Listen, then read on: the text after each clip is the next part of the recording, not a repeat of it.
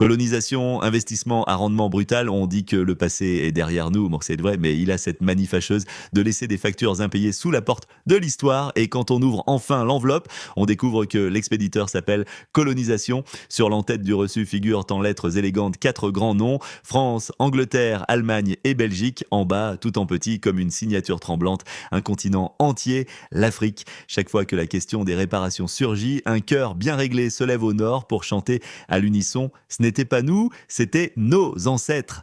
Ah, cet argument, une merveille de savonnerie morale, hein. Grâce à lui, on hérite des châteaux, mais jamais des chaînes, des comptes en banque, mais jamais des comptes à rendre. On nous répète, mais regardez, on a construit des routes et des écoles. Cet argument français est devenu un classique, presque un monument historique, mais à bien y regarder, c'est un monument bancal. Car ces routes menaient surtout au port d'exportation, et les écoles enseignaient surtout à obéir dans une langue importée. Ce n'était pas de la philanthropie, c'était de l'investissement colonial à rendement violent. Construire une route vers une mine qu'on exploite n'est pas un cadeau, c'est un tuyau pour extraire plus vite. Offrir un hôpital à une population qu'on surexploite, c'est comme offrir une béquille après avoir brisé la jambe. Le temps n'efface pas les crimes quand leurs conséquences respirent encore: le sous-développement, les tensions ethniques fabriquées, les économies rendues dépendantes, les élites formées ailleurs pour gouverner selon des intérêts étrangers. Tout cela n'est pas du passé, c'est le présent hérité. On entend souvent,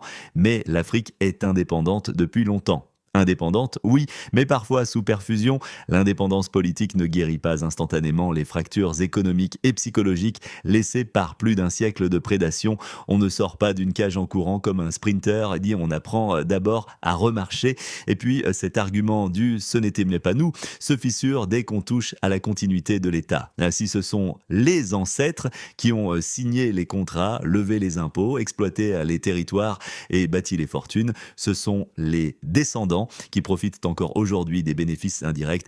Imagine-t-on un héritier dire: je garde la maison, mais la dette, c'était mon grand-père. Le banquier, lui, n'hésite pas une seule seconde. C'est dans ce contexte que l'initiative algérienne prend une valeur particulière. Lorsque l'Algérie accueille à Alger un congrès réunissant des pays africains et des spécialistes de l'histoire coloniale, c'est un rappel collectif que la mémoire n'est pas une blessure honteuse, mais un dossier juridique à rouvrir. Ce débat met mal à l'aise parce qu'il fissure le récit confortable d'une Europe humaniste venue éclairer le monde. Or, la vérité était moins douce. La lumière servait souvent à mieux compter les ressources par Ismaïl Zanoun.